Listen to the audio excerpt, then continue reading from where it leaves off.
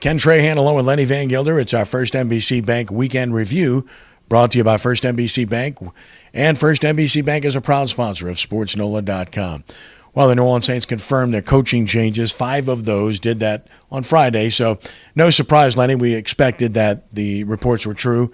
They turned out to be true, and obviously these are moves that on the surface you would expect given their struggles defensively and on special teams.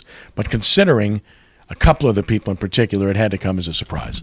Well, as you look at Greg McMahon, you look at Billy Johnson, you look at Joe Vitt. I mean, those are guys who have been part of the staff for many years. McMahon and Vitt going back to 2006 when Sean Payton first got here. And the McMahon move is certainly not a shock.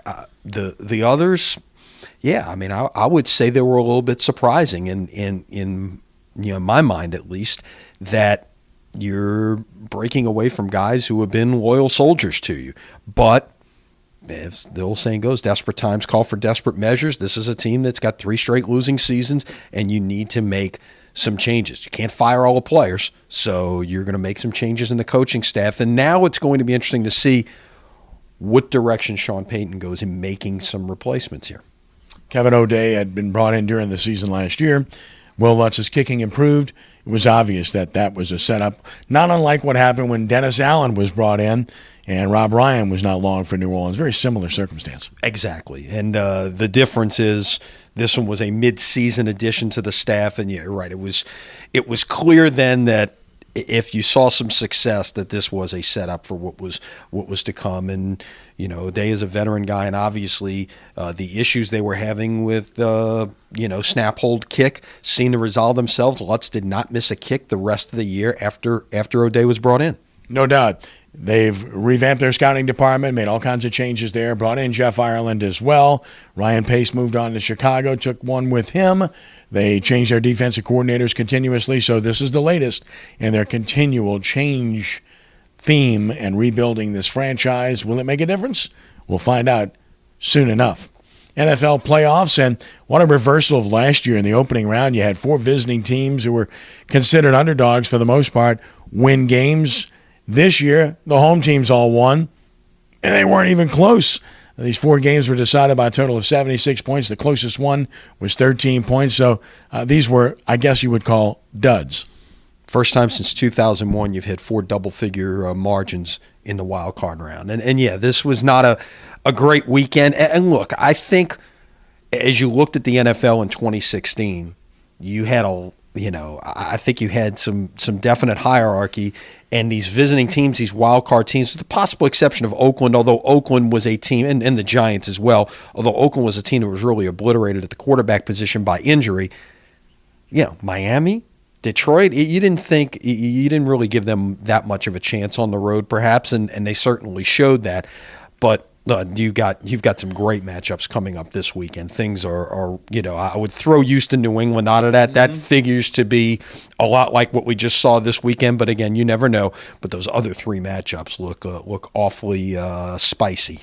Injuries will be a key theme going into this weekend, as you've got teams that are in position to advance. They're going to have to overcome significant injuries, and of course that will unveil itself as the week continues to progress. The New Orleans Pelicans lost their opener of their 5-game road trip at Boston, so a certifiable losing streak again. Very disappointing. What's most disappointing, Lenny, is their fourth quarter performances.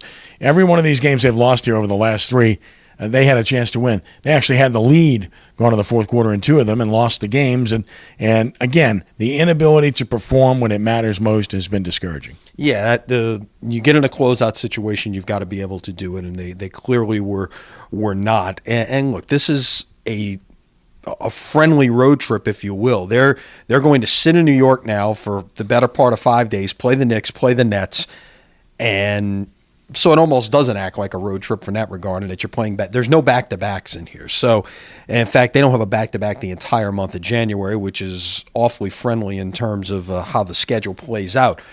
But New York, Brooklyn, Chicago, Indiana is what you've got left on this trip. You've got to get 2, if not 3 of these 4 if you're New Orleans. Yeah, considering the level of opposition, the encouragement, Donatas Motiejunas performed well in his debut, considering the guy hasn't seen the floor in the NBA since last year. He looked good. He's got some resources. He can shoot the ball for a big man. He's got an offensive game in the paint, obviously, and he's got some length.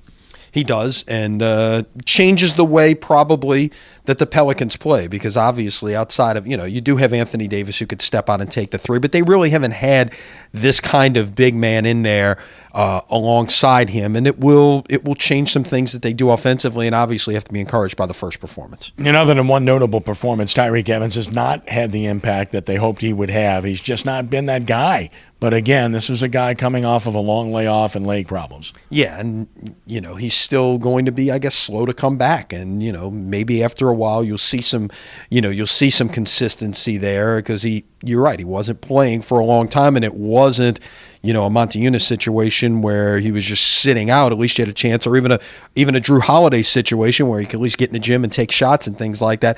This was getting your health back, and those are not always exact sciences in terms of how you're going to come back off of those. College basketball locally, the best story had been Loyola. Their men and women both appearing in polls this year.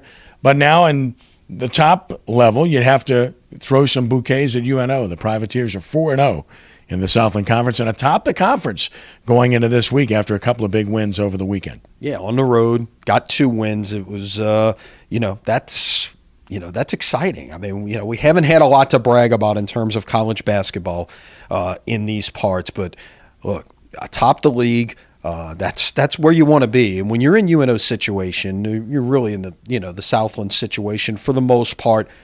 You're talking about you've got to win your league to be able to get in the postseason. Of course, the way postseason has changed around these days, I mean, the only way the Southland winner will go to the NCAA tournament in terms of the postseason tournament. But if UNO wins the regular season, even if they don't win the tournament, they're guaranteed an NIT berth. So, kudos to Mark Schlesinger and the Privateers for what they've been able to do off to this start. I think the Southland is there for the taking this year based on what you see. You don't have that one dominant team like Stephen F. Austin was the last 3 years, going 53-1 in the league. So there's definitely an opportunity. He's got a senior-laden team.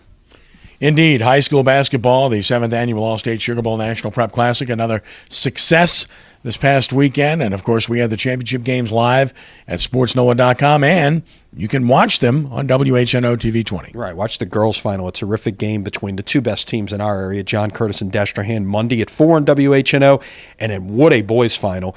2 teams from outside of New Orleans area, but it was still an outstanding game. Scotlandville and Christian Life Center Academy out of Kingwood, Texas. A great game. You'll want to watch that one Tuesday at 5 on WHNO TV 20. Yeah, full reports at WHNO, of course, with the games. And on SportsNOLA.com, you can follow our daily reports on soccer, basketball, wrestling, and we'll have some coverage of some games this week as well, and we certainly do look forward to it. Lenny, have a good week. See you later this week. That's our First NBC Bank Weekend Review, brought to you by First NBC Bank, proud sponsor of SportsNOLA.com. For Lenny, I'm Kenny. Have a great week, and God bless you.